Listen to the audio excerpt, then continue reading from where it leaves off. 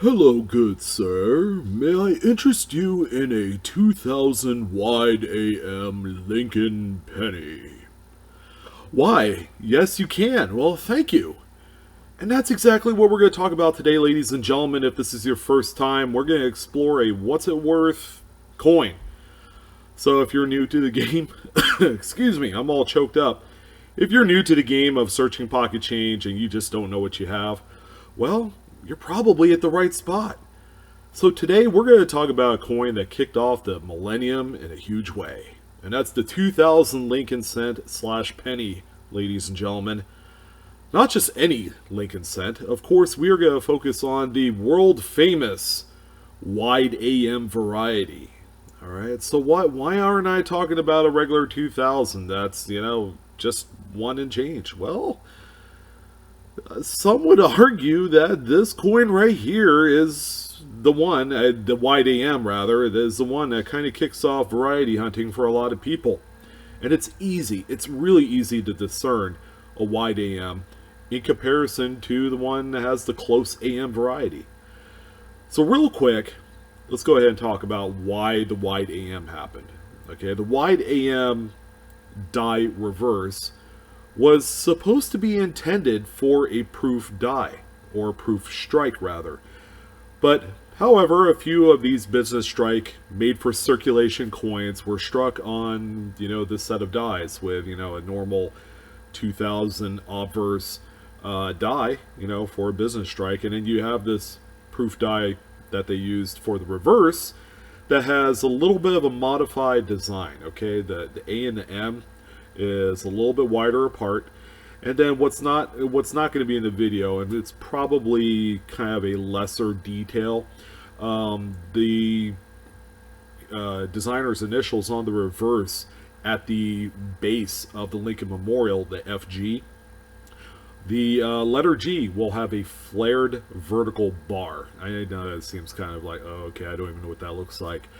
You would only know if you looked under, magnification of like 10 times power or higher.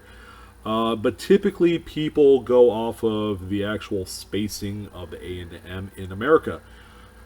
So here's a quick little kind of comparison of the two side by side. So the coin on the left is indeed the wide AM. You could see the, it looks like it's about 1/8 of an inch space between the A and the M at the base, the foot of both letters. Whereas on the close AM, which is the normal type, okay, the A and the M are clearly touching. If they're not touching, they're really close together. And that's how you would tell them apart. Okay, so with that being said, that's how you would identify one to another. All right, I mean, you could still go by the initials, but not many people do.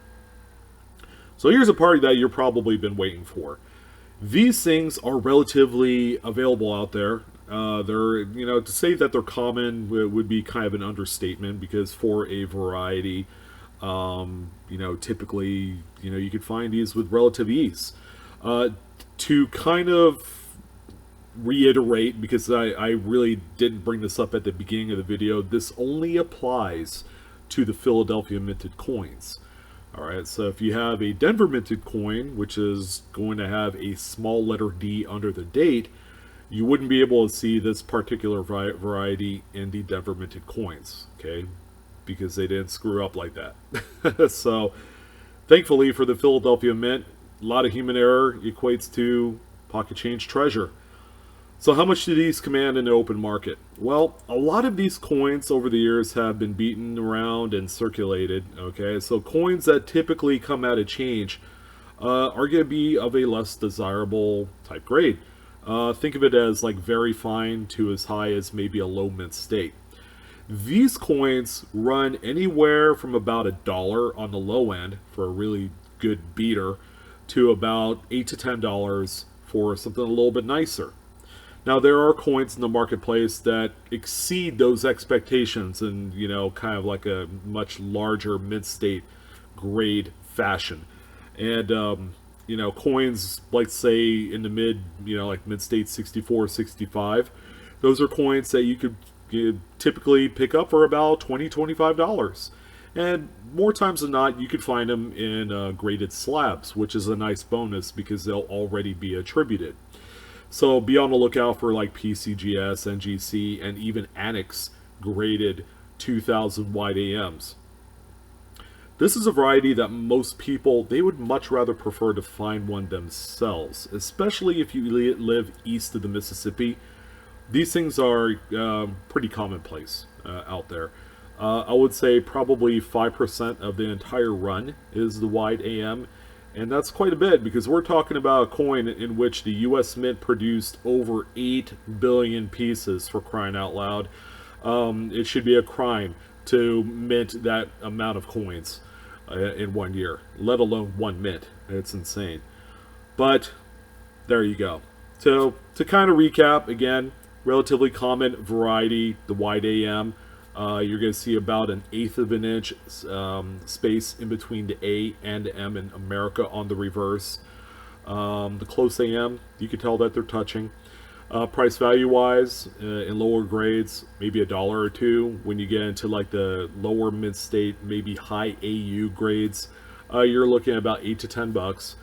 And then higher grades, you're looking at about $20, $25, and you can buy them graded. That's the cool part. I have seen these grade as high as Mint State 67, which is a pretty huge grade for this type of coin. But here's the thing. They are so widely available, even in the highest grades, that even those coins only command about $200 to $250.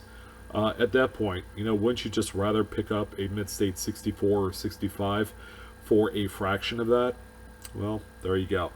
Your coin is worth something, even in the lowest grades. So, I want to thank everyone for joining in. Hopefully you got a little takeaway.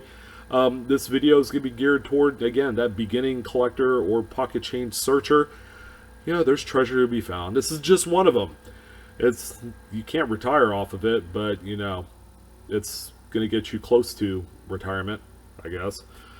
Thank you for joining. Again, go ahead and smash that like button for me. Feel free to share and subscribe. A lot of great content. And check me out on Facebook, Instagram, and Twitter. You guys have a wonderful evening, and I'll see you on the next one. Discover together.